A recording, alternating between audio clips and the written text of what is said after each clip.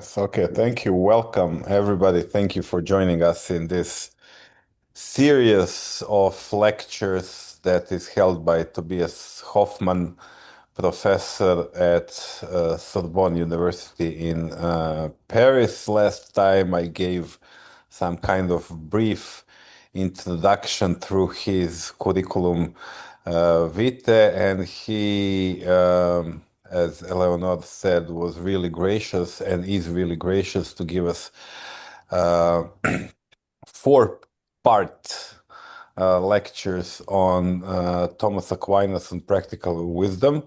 Last time we heard a lot about the background of Thomas Aquinas and practical wisdom through Aristotle, which was really helpful and interesting. I had to leave at the half of the meeting because of some emergency, but the first part that I was listening, it was really helpful and interesting. So, Tobias, floor is yours, and thank you for giving your intellect and your wisdom to us about this topic. Many thanks, Soren. That's very kind of you. Yes, so let us quickly look. Hold on, how am I going to move on? Okay, so here is again quickly the overview of the whole four lectures. So, as Soren said, we had the last one on the background in Aristotle. Today, we are starting with head on with Thomas Aquinas, even though we will always have to get back and forth between Aquinas and Aristotle because Aristotle is a huge source, and Aristotle is not the only source by far for Aquinas' account of prudence, but a very important one and one I am particularly interested in. So today's lecture is then what is prudence in Aquinas, and then we this breaks up further as follows.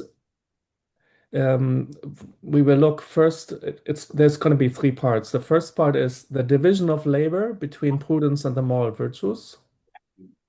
Then the subject definition and acts of prudence. So that's the core of what prudence is. And then types of prudence. Types, I use the word on purpose. It's a very generous term, so I'll get to that. It is more than just species of prudence. So I'll explain that once we are there. So let's start with part one, the division of labor between what? Division of labor between prudence and the moral virtues. And here we look back at Aristotle, a text we did not see last time, but which is extremely important for the whole conception of prudence by Aristotle and by Thomas. But it fits better with today's lecture, so I will read this. I call it the gold passage. The literature, I think, also calls it the gold passage because it has provoked a lot of discussion in secondary literature on Aristotle. So I read further. We fulfill our function insofar as we have prudence and virtue of character, moral virtue. For virtue makes the goal right, and prudence makes the things promoting the goal right. This is a response to an objection Aristotle asked himself at the end of book six, toward the end of the book six, at the beginning of chapter 12. He says, well, now we looked at all those intellectual virtues, at what prudence is, what wisdom is, art, scientific knowledge, and a few others. But somebody could say that wisdom and prudence is not useful. And then he had several considerations about in which sense wisdom is useful, in which sense prudence is useful. Very interestingly, he doesn't say wisdom is useful as a means to an end, but he says wisdom is useful as part of our end being happiness. And that's so we can say this is why also in the translation we use the formula. What wisdom is among what promotes the end of happiness, even though it's not necessarily simply a means to the end. But then furthermore, prudence itself is useful. In fact, here's why, because prudence makes the goal right. Sorry, while virtue, moral virtue that is, makes the goal right, prudence makes the things promoting the goal right. we have to look at this a little bit more, and then I will comment a little further. So I want to connect this to the overview I gave last time about in deliberation, intending an end, deliberating about how to achieve it, and then choosing the means or what promotes the end. This was taken from the Nicomachean Book 3, chapters 2 to 4. So here again, an end that is intended. Then we have the deliberation about what promotes the end, the choice of the best means as an outcome. And now in parallel, I want to look at how this connects to this passage. So the end is made right by moral virtue. Then deliberation about what promotes the end is made right by prudence. How are we to understand this? The end is made right by moral virtue. Moral virtue is not a cognitive state.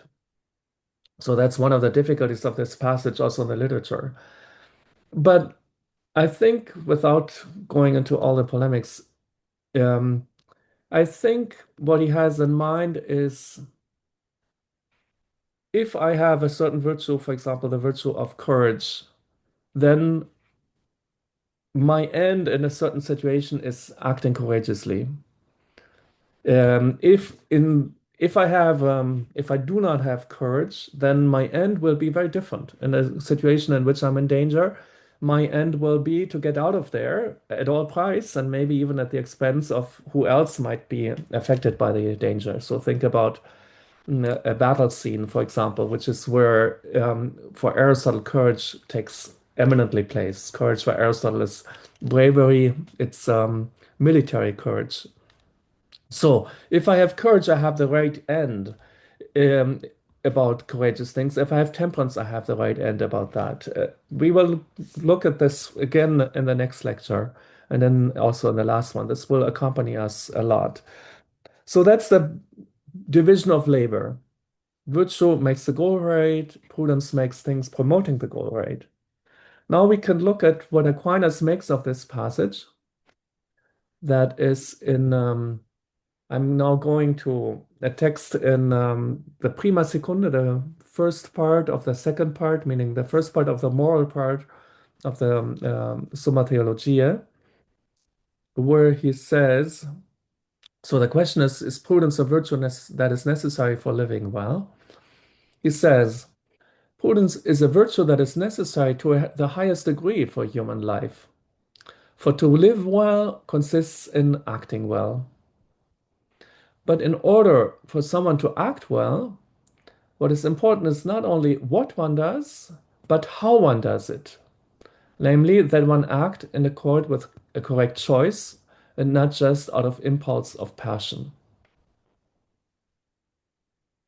Now, since the act of choice has to do with the means to the end, two things are required for a correct choice, namely, a fitting end and what is appropriately ordered toward the fitting end.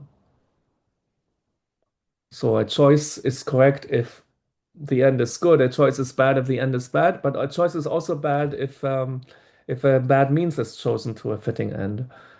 Okay, he continues. Now, an individual is appropriately disposed toward a fitting end by the sort of virtue that perfects the appetitive part of the soul, the object of which is the good and the end. On the other hand, an individual has to be directly should be rightly, I think, disposed by a habit of reason toward what is appropriately ordered toward a fitting end, since deliberating and choosing, which have to do with the means to the end, are acts of reason. And so it is necessary for there to exist in reason some intellectual virtue by which reason is perfected with respect to being appropriately related to the means to the end, and this virtue is prudence. Hence, prudence is a virtue necessary for living well. So, what we have here is really just an extended commentary on the goal passage of Aristotle. Moral virtue makes the end right. No, this is the first paragraph in this quotation on this page.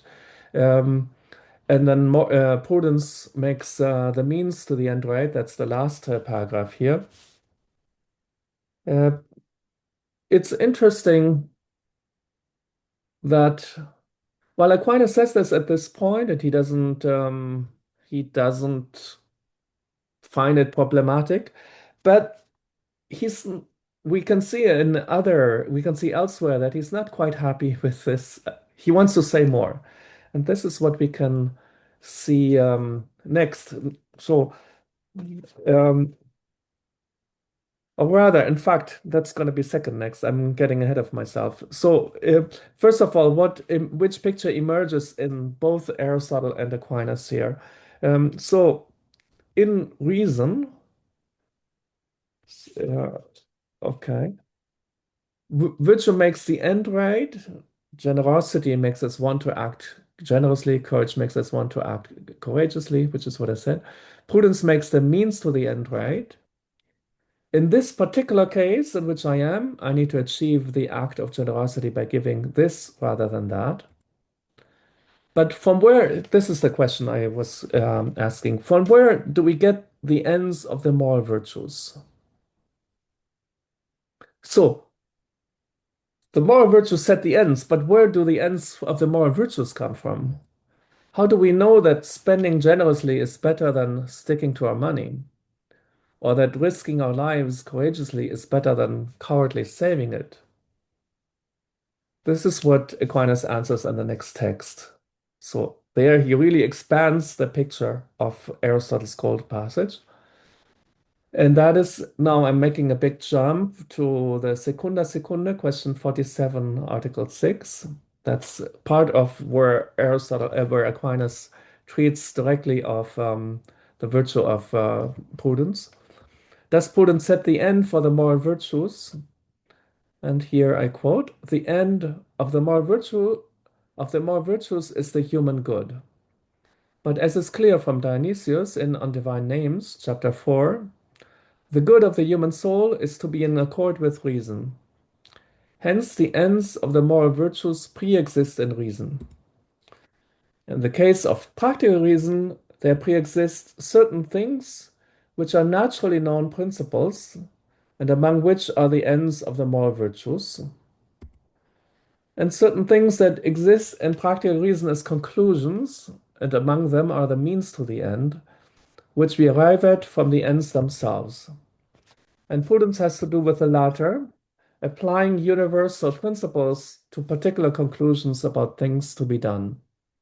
So this is very compact here, very Aquinas presupposes a lot, which I will not fully unpack at this point because some of this we will do a little bit further on today, but mainly in the next lecture, in the third lecture. What are these natural known principles? He says in the passage that I skipped here, he says, well, they're naturally known theoretical principles, naturally known in the sense that if we see the principle formulated, we necessarily assent. So the classical example is each whole is larger than its part.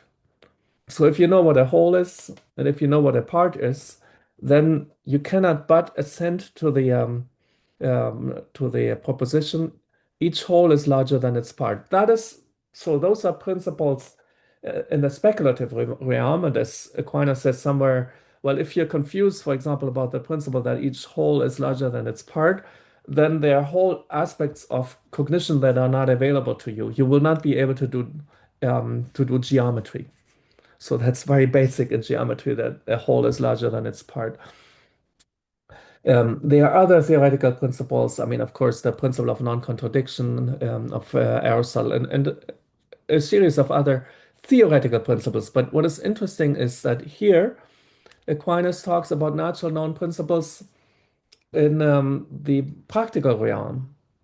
One of them he mentions also in the context of prudence, which is we ought to act or we must act according to reason. Elsewhere, and this is some of these we will see in the next lecture. Elsewhere, he mentions such principles as one must obey to God, or the good is to be done, evil is to be avoided. One must not harm anybody. So those are for Aquinas naturally known principles. And these natural known principles, they provide the ends to the moral virtues. And then there are other things, well, that's nothing new now with respect to Aristotle's thought that are like the means to the end, and that is what prudence is about. So now let's see how we can um, see how that picture, now the larger picture with this second text, how that can be summarized. So in reason, there are these naturally known principles, and then I use this error to say these natural known principles set the end for, well, in the appetitive powers, the moral virtues. Okay, so naturally known principles set the end for the moral virtues. So that is precisely not what was said in the gold passage of Aristotle.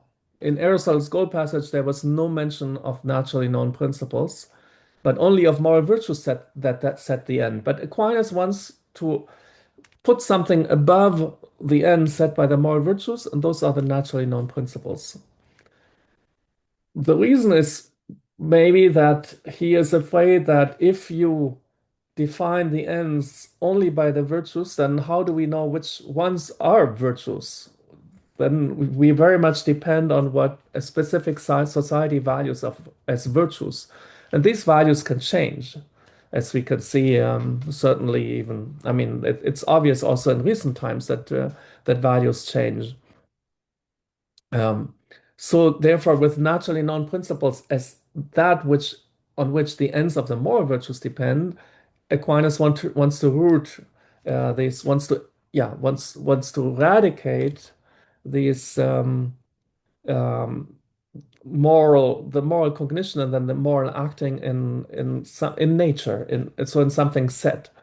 And then what follows next is actually what is also expressed in the gold passage. The moral virtues set the end for prudence. Okay. So that's the larger picture of Aquinas. Does not coincide with Aristotle's picture, who would only talk of moral virtues and prudence. Moral virtues set the end for prudence. That is now what I had to say about this famous division of labor, but I'm sure, yeah, as I mentioned, this will occupy us also in the next lecture, certainly, and also in the following, because then Aquinas will zero in on various aspects of this picture. Now I get to the second part of my lecture, the subject, definition, and acts of prudence, where I mainly use certain passages from a question, an entire question that Aquinas has dedicated to prudence. He calls it prudentia secundum se, prudence in its own right. And it's interesting. I will now give you the introduction to this question. So before he even asks the first question, he has this introduction, which situates it in the whole of the Segunda Secunde. And the Segunda Secunde, in fact, it even explains, it takes up in a way what Aquinas had said in the preface to the Segunda Secunde. Because in the Segunda Secunde, so the Prima Secunde is more about general a general conception of morals without yet getting too much into the particulars. The Secunda Secunde wants to get to the particulars. And here Aquinas says in the preface that previously it the theologians had not done a good job in arranging all the moral matters, because what we have to talk about are virtues, are the gifts of the Holy Spirit, are vices, but also is the Decalogue. And Aquinas finds a way of organization of all the moral matters by saying, I'm going to take the three theological virtues of faith, hope, and charity, And then I'm going to take the four cardinal virtues of prudence, justice, temperance, and courage, or fortitude, force, as he would call it. And then I'm going to assign to each virtue, for example, the gifts. There are these seven gifts of the Holy Spirit. So the gift of counsel will be assigned to the virtue of prudence. And while it's then easy to speak about the vices rather than taking, for example, catalogs of vices or taking the what are they called? The deadly sins or the capital vices, of which exist several catalogs in medieval thought, while he assigns the vices to the virtues, which is what Aristotle does by saying that each virtue being an amine, each moral virtue being an amine has two vices on the extremes, on the outside, so to speak, one of deficiency and one of excess. For example, feeling anger too little or feeling anger too much. And the mean would be mildness. Okay, and then finally, he also has the precepts of the Decalogue, and then he's going to assign some to each one of those cardinal virtues and to the um, theological virtues. Except that I can anticipate when he gets to the precepts of the Decalogue having to do with prudence, he says, well, there are none with regard to prudence, precisely because prudence is about getting to the particulars. And there are no, it wouldn't make any sense that in the Decalogue it is being told, for example, how we should avoid a lie. We should not lie, but how do you avoid lying in particular situations? What defines, we could say in modern discourse, what defines plagiarism? How can you avoid it? And so forth. So that's the matter of prudence, getting to the details. It's not the matter of Decalogue. So there are no precepts having to do with prudence. Okay, the interest of this citation so far is just to locate Aquinas' account of prudence in his larger vision on his larger moral organization of moral matters. One thing that he adds at the end, after he's treated the three um, theological virtues, the four cardinal virtues, and each virtue has certain virtues, secondary virtues under them. For example, prudence, we will see, has, in a way, what is under prudence is, for example, political prudence or even um, the capacity to deliberate well, or I mean, several secondary virtues are under these virtues, but I'm taking up the train of thought. After those seven virtues, three theological and four cardinal virtues, he also has a section about the states of life. And so so for example, the states of life, which might be the clerical state, being a bishop, being a layman, and what all of that then involves. Okay, that's kind of a parenthesis about the structure of the Summa Theologia, second part of the second part. But now let's continue reading this quotation. So he goes on by giving us, in fact, the overview of all the questions he will treat in this question set 47. That's going to be a lot. So on the first topic, there are 16 questions.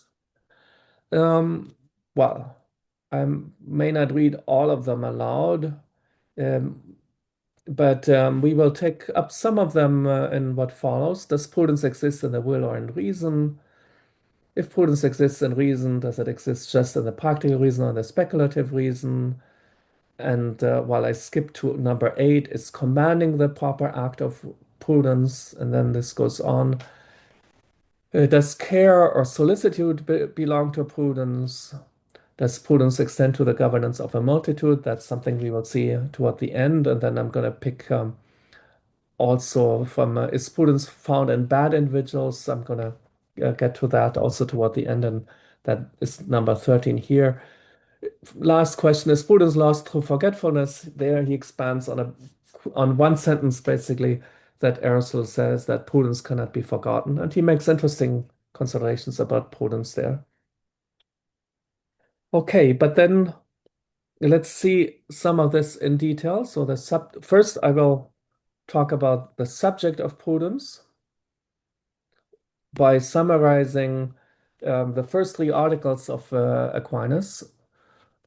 So there, he doesn't spend too much time on it. It's interesting that he does not follow Aristotle here. He really, in fact, Aquinas' interest is not to be an Aristotelian, and it's hardly.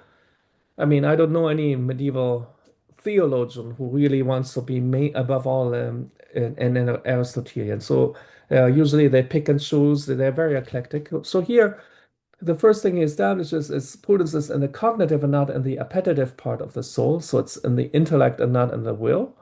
And he uses a quite questionable etymology of Isidore of Sevilla, as if prudentia had to do with being able to providence, to see quickly. And then Aquinas picks up the idea, well, if prudence has to do with seeing, then that's something having to do with cognition and not with desire, with appetite. And so therefore, prudence is in the cognitive part of the soul. It belongs to the practical and not, it belongs to practical and not theoretical reason. The prudent are able to deliberate well, which is a matter of practical reason. So the point is not to make all kinds of considerations in the abstract, but the point is to get to the action. That was about the subject of prudence. Now, how prudence operates, that's very interesting. It's a simple idea, but it's quite important. Prudence applies practical considerations, general practical considerations, to a specific act. And Aquinas therefore says, hence, a prudent person must know universal principles and singulars, for actions always concern individual cases.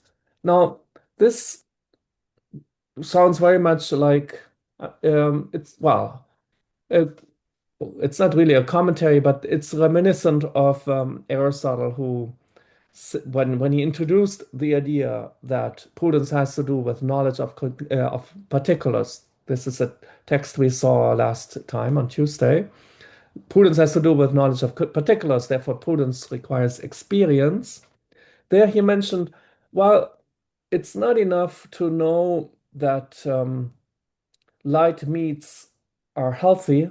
It's also important to know something more particular, that bird meat is light meat, and therefore you know that bird meat is healthy.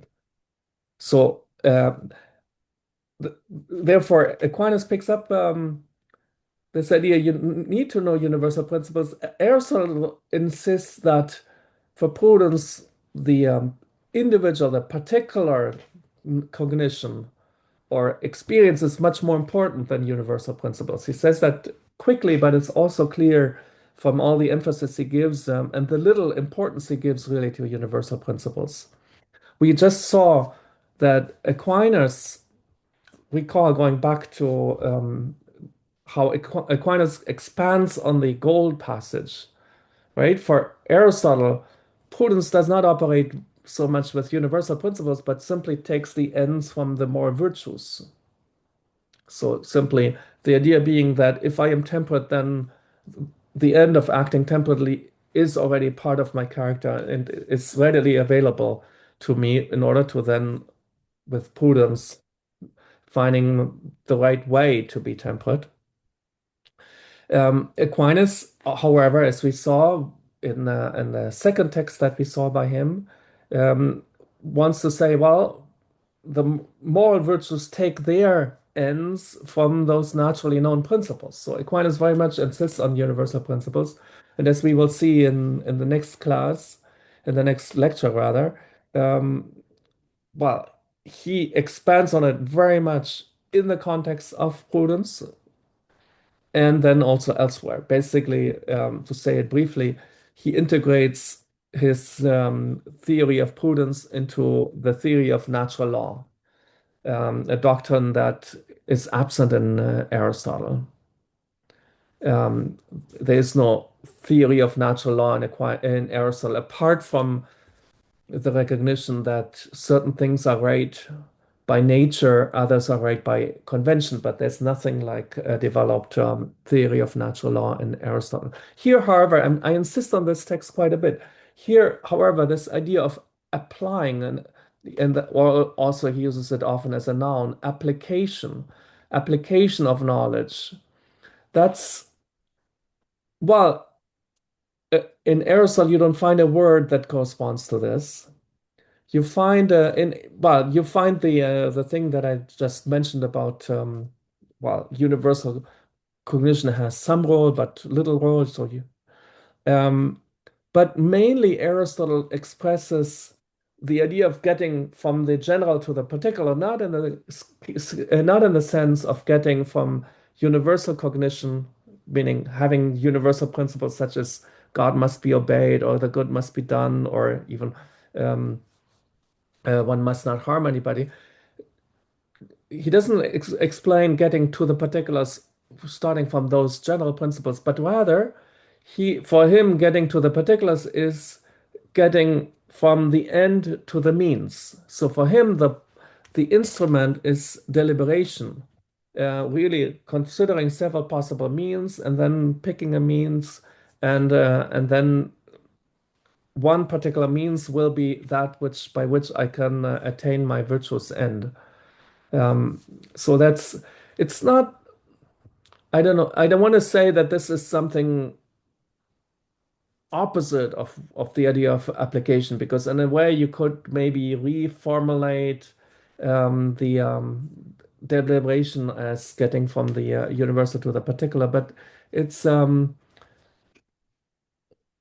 Aristotle, when he talk, at least when he talks about prudence, what dominates is the idea of deliberation about means to the end, rather than um, what he has elsewhere, rather than the idea of a practical syllogism that has a major premise. Um, uh, One must live healthily, and a minor premise, this act is to live healthily, and then the conclusion, I must do this healthy act. Okay, so applying um, to the particular case. This was about how prudence operates. Now I will get to the definition of prudence. And Aquinas does that in two parts. First, he provides the genus, and he says prudence is a virtue. And that's in Article 4. Since prudence applies, this is not a quotation, this is my summary. Since prudence applies considerations of right reason to particular cases, it requires rectitude of appetite, of desire. So here he picks up what we just saw. It's an application of an application of considerations or of knowledge to particular cases. In order to do that application, you must have your appetites well ordered. If not, you will not do it. You will find excuses about, or you will find other things that dominate. You will rather pursue your pleasure rather than what is conducive to more virtue, such as temperance. Now, since it requires rectitude of appetite, prudence has the character of moral virtue in addition to being an intellectual virtue. So here he makes this explicitly this claim that I already announced in the previous lecture, saying that for Aquinas, prudence is not only a intellectual virtue as for Aristotle, but it is also a moral virtue. So this is still about the genus. Now I will get to the specific difference. Or rather, he doesn't give us a specific difference, but he does tell us what is specific about prudence. And first, he does something that basically Aristotle does, just in the same way, in a more expanded way in the Nicomachean Ethics, Book 6. So he says, now, in my own summary, Aquinas says, prudence is concerned with contingent matters. Contingent matters, contingency, that's philosophical jargon for those things that can be otherwise. So prudence is concerned with contingent matters, contrary to wisdom, scientific knowledge, and understanding, which are concerned with necessary matters. So scientific knowledge, geometry does not change. Maybe it gets expanded in our understanding of things, but as long as you stay within Euclidean geometry, the inner angles of a triangle will always add up to 180 degrees. So scientific knowledge, such as geometry, is about necessary matters. Prudence is about action, and action is wild, we could say. It changes all the time. Life changes all the time. The situations we come up always with unforeseen things, and so prudence is about contingent matters. And second, it is concerned with matters of action, and this is what differentiates it from art, contrary to art or craft knowledge, which is concerned with matters of production. And we saw last time, I insisted quite a bit, and Aquinas insists a lot, and Aristotle also, but Aquinas even more perhaps, about the difference between action and production. The point of production is the product. So you judge a good production by the good product, but you do not judge a good action by what comes out of it, but you judge the good action by the attitude of the agent. So we are light years away from utilitarianism or other forms of consequentialism, according to which an action is good if it has outcomes, if and only if it has outcomes that are good. Of course, Aquinas and Aristotle would not deny that good and foreseen good outcomes um, are part of what it is to be a good action, but the whole accent is on you must, as we saw in a passage from Nicomachean Ethics 2:4, you must, in order to act well, you must know what you're doing, or you must know that what you're doing is something virtuous. You must do it by choice, and you must choose it for its own sake. So you must do what is just because it is just, for example. And it has to come from a firm character. It's not something that you do kind of by chance out of character, but it's something that expresses who you are. So prudence is therefore concerned with action, whereas art is concerned with production. Now, to move on to uh, something, so this was so far we had um, the definition of prudence. Now, back to what prudence does. I already mentioned prudence applies universal knowledge to the individual cases. Now, Aquinas expresses this in Aristotelian terms as prudence finds the mean of moral virtues. So we call mean, which is distinct from means. Means is an instrument. Mean is the middle position between deficiency and excess. Here is a longer quote, which actually divides in two. So the next slide will continue this quote. The very state of being conformed to right reason is the end proper to every moral virtue. For instance, temperance intends this, lest a man deviate from reason because of excessive desire. And similarly, fortitude intends it, lest someone deviate from right reason because of fear or audacity. And this is the end set for human beings by natural reason, since natural reason dictates to each individual that he or she operate in accord with reason. So here he formulates again what we had already seen, where I mentioned this amendment or expansion of Aristotle's goal passage. The goal passage, moral virtue makes the end right, prudence makes the means to the end right. And here, in fact, he says it's natural reason that gives us the end that is proper to every virtue. And I continue now. Um, but how and through what means someone is someone in his or her acting attains to the mean of reason belongs to the determination of prudence. For even though attaining the mean is the end of a moral virtue, it is nonetheless the case that the mean is found through the correct determination of the means to the end. The English language does not help us here because of this closeness of mean and means. But what I find very interesting in this passage is that Aquinas unifies two points that Aristotle makes. So uh, when Aristotle defines moral virtue in a text we had seen from Book 2, Chapter 6, he says that the prudent person defines the mean of virtue, the middle position between deficiency and excess. And in the goal passage that we saw at the beginning today, he says prudence makes the end right. Sorry, prudence makes the means to the end right.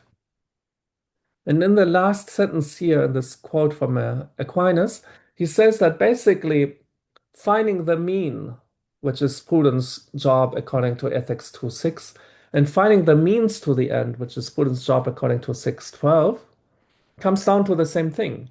Because when I want to act generously, to ask how I achieve the generous act, meaning how I achieve an act that is in the middle position, that is not exaggerated, extravagant on the one side, and that is not stingy on the other. Well, I'm in trying to find the mean, I'm precisely looking for the means. So, am I going to give a present? Am I going to be generous? I was recently invited to Italy. Am I going to bring French wine to Italy? Then the Italians are very proud of their own wine, and they will say, "Well, um, our wine is in no way inferior to the French wine." Or do I bring another present? So I find the means to the end. So in the end, I brought chocolate, and it was appreciated. Now, more on the acts of prudence or the act, because in a way there's an act that is particularly assigned to prudence.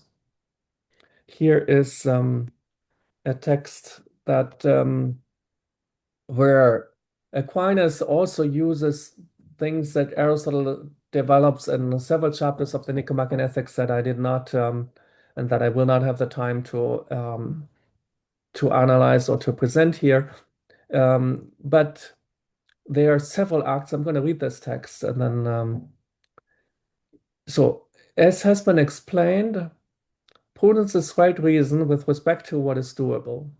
Hence, the main act of prudence has to be the main act of reason with respect to what is doable. Now, there are three relevant acts of reason. The first is to deliberate, and this pertains to discovery. Since, as has been established before, to deliberate is to seek out. The second act is to pass judgment about what has been discovered, and this is where speculative reason stops. So the idea is I'm deliberating, I'm trying to achieve, in this case, the act of generosity. I have several options. I'm thinking, am I going to bring a bottle of wine? Am I going to bring chocolate? Am I going to bring flowers? And then, so while deliberating, or rather, yeah, I mean, with each conclusion, each possible conclusion of deliberation, I judge it and I say, wine is maybe not the best choice. Flowers may be complicated to get, so I'm going to bring chocolate. Um, so that's the idea of passing judgment. And then I continue reading. However, practical reason, which is ordered toward action, proceeds further. I have to go back again for a second. So, um, with deliberating and passing judgment, speculative reason stops. So I can do this, I can deliberate and I can judge without doing anything. And then that's like theoretical reason. I just consider, well, it would be good too, but that's not really practical knowledge. Or it's practical knowledge in a sense, but it remains at a speculative level. It's not something that really goes to action. speculative, theoretical, those are two words that are interchangeable. I continue reading. However, practical reason, which is ordered toward action, proceeds further, and its third act is to command. This act consists in the application of what has been deliberated and judged about to acting. And since this act is closer to the end of practical reason, it follows that it is the principal act of practical reason and consequently of prudence. So the end of practical reason is action. It's the end of speculative reason or theoretical reason is not action, but just thought. But we may find it strange to see the word command here. So why do I command when I'm trying to do an act of generosity? What do I command there? Well, the idea is that I command to myself, meaning after I have deliberated and judged and come to the conclusion that the best option here is chocolate, then I command to myself, now I need to get chocolate. I can also, as we will see, I can of course also command to others, and that's what we will see toward the end of today's lecture. That's where prudence then has also a dimension that it concerns not only oneself but also other human beings. So to summarize the points here, deliberate, judge, command. Um, why does he pick up Aristotle here? Because Aristotle has, at least for the first two, deliberate and judge, he has virtues that are somehow auxiliary. Aristotle wouldn't say that in these terms, but in a way they are virtues that are auxiliary to prudence, which is deliberation. And he has this virtue, therefore, of oibulia. Bule is deliberation, and oibulia is the ability to deliberate well, so it's a virtue. And synesis, which is the ability to judge well. Okay, so I just mentioned this to say that there is Aristotelian reminiscence in deliberation and judgment, but the idea of commanding is then something that Aquinas adds to the picture, even though in Aristotle he would not, it's not foreign to Aristotle's thought, it's implicit there. So now I turn to the last part of the lecture, which is the types of prudence. And I will begin with a question that Aquinas asks in Secunda, question 47, Article 10. Does prudence extend to the rule of a multitude? So we had yesterday, I insisted a lot on the definition of prudence in Aristotle, or rather, not the definition, but the way he introduces prudence by saying, the prudent person is able to deliberate well about what contributes for living well, but he says for himself. So he deliberates about what makes for living a good life for himself. So one could think then that for Aristotle, prudence is something ultimately self-centered or even egoistic. As long as I get my happiness, then I'm a prudent person. At a certain point, Aristotle will say, well, in order to be prudent with yourself, with regard to yourself, you must also um, be you must also search the good of the others. So to search your own private good, you must at the same time search the common good. And so for Aristotle, it is clear that prudence has an individual and a social dimension. And that is now something that Aquinas picks up in this answer to this question. He will refer precisely to this passage I just very briefly summarized. So as the philosopher is Aristotle, as the philosopher explains in Ethics 6, some have claimed that prudence extends only to one's own proper good and not to the common good. And this because they were thinking that a man need not seek any good except his own proper good. But this way of thinking is incompatible with charity, and then Aquinas gives a few citations. Again, this way of thinking is incompatible with right reason, which judges that the common good is better than the good of an individual. Here, at this point, Aquinas does not develop this idea, but elsewhere, in several passages where he talks about the common good, he even says that by nature, each individual seeks the common good more than the good of the individual of oneself, in part because the good of the individual, my own good, is a part of the common good and therefore inseparable of it. So if I live in a society that is absolutely, I mean, where there's no search for the common good, and if I contribute to such a society by also not caring about the common good, that society is not a good society to live in. In fact, at some point, Aquinas quotes this statement by a Roman who says that while the Romans prefer being poor in a rich state rather than poor in a, um, sorry, they prefer being poor in a rich state rather than rich in a poor state. Further, on the parts of on the types of prudence, um, okay, this, right, okay. I'm sorry, we had this before, didn't we?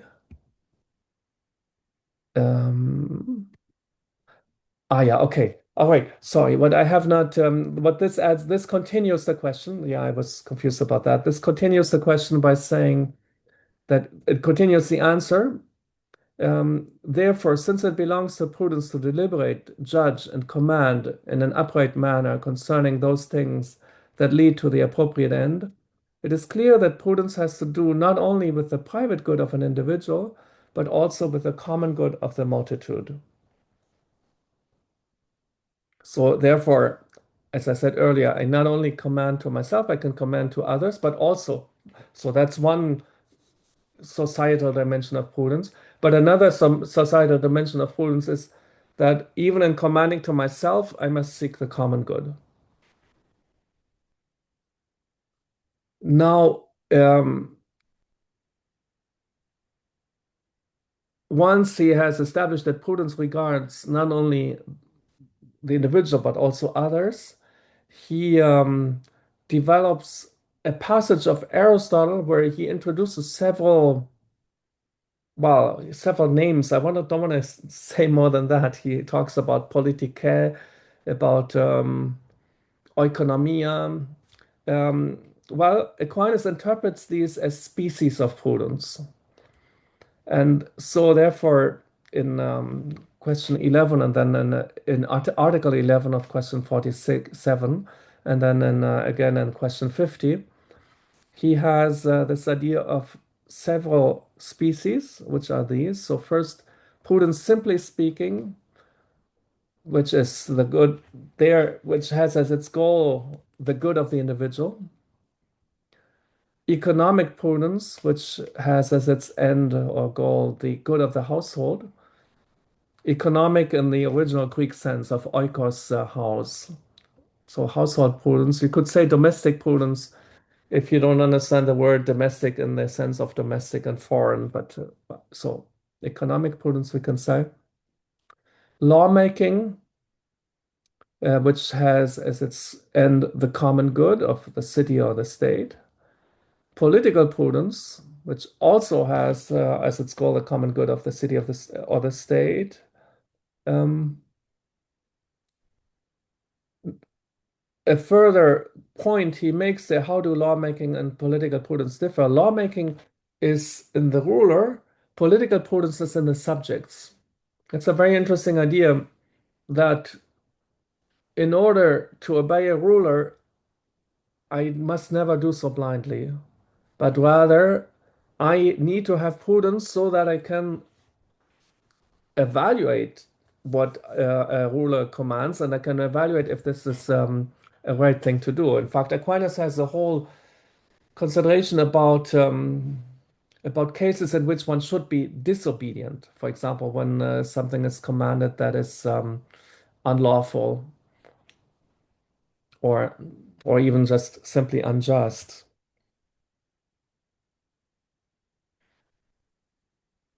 So before moving on to other types of prudence, I want to just expand a little on this by saying this. First of all, that these are species of prudence. I mentioned very quickly, I want to expand now, that these prudences that each one of these that Aristotle mentions in Nicomachean Ethics chapter 8 and 9, um, well, so Aquinas picks them up from Aristotle, but in Aristotle, it's not clear that they are species of prudence. And in fact, this was an issue that was debated after Aquinas, whether in fact, a question that was routinely asked, whether prudence, simply speaking, which then gets the name prudentia monastica, so in the sense of monos, the Greek monos, prudence having to do with oneself, not with monastic life, but so prudentia monastica, prudence, Aquinas says prudence, simply speaking, economic prudence and political prudence in particular, are those three um, really different species, or is it the case that they are not species of prudence, but they are part of prudence itself, so that if you are prudent also in the household and in political matters? And the why does this matter? Is this just a subtle quibble? It matters because if you think like Aquinas that, for example, lawmaking or political prudence, that it is a distinct species from prudence, simply speaking, then if you, in particular in the case of lawmaking, if you become a ruler, before you weren't a ruler and now you become a ruler, for Aquinas, you have to acquire this new prudence, meaning you have to acquire the prudence of the legis positiva.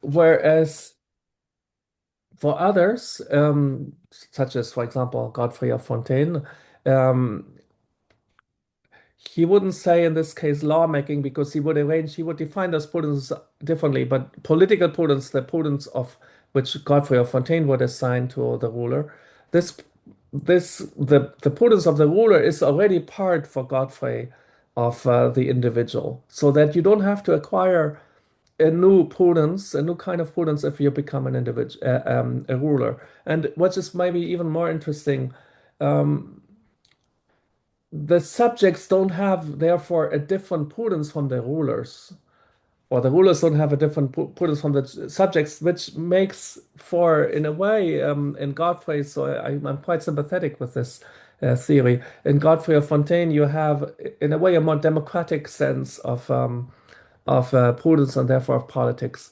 Whereas again, Aquinas, however, thinks that these are distinct species, and therefore it's not that by having prudence, simply speaking, you automatically have the others. Now I get toward the end by looking at yeah, wait, no, wait, yes, there's still one more.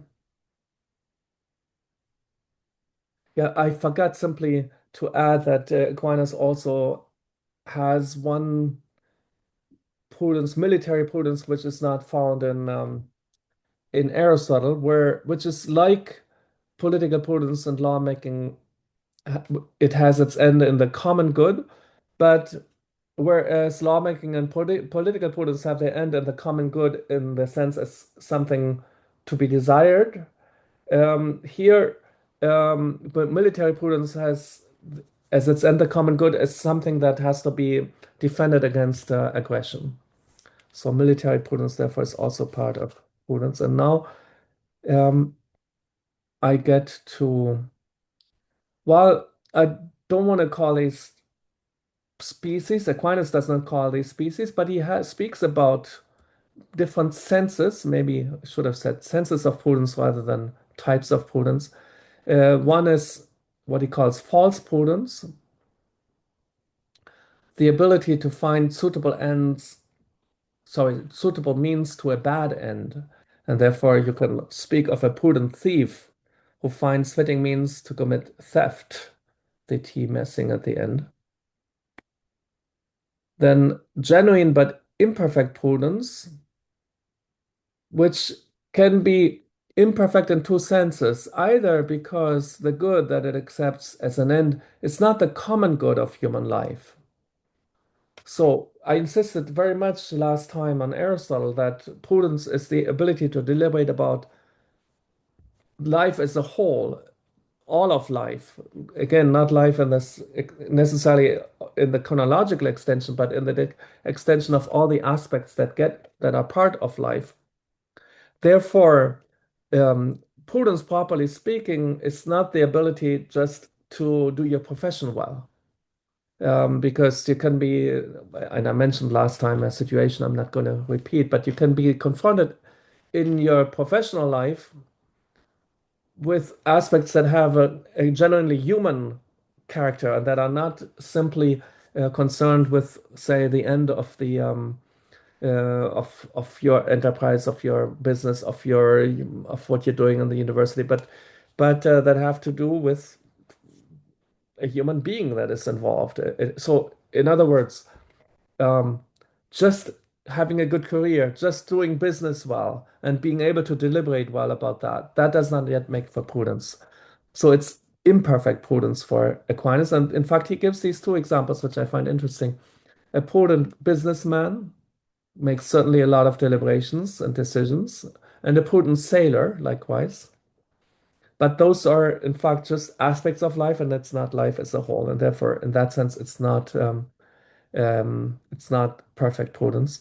Another way in which it can be deficient is that maybe you deliberate well about things concerning all of life, but then you don't command what you have deliberated about. And finally, he has prudence that is both genuine and perfect, which concerns the good of the whole life.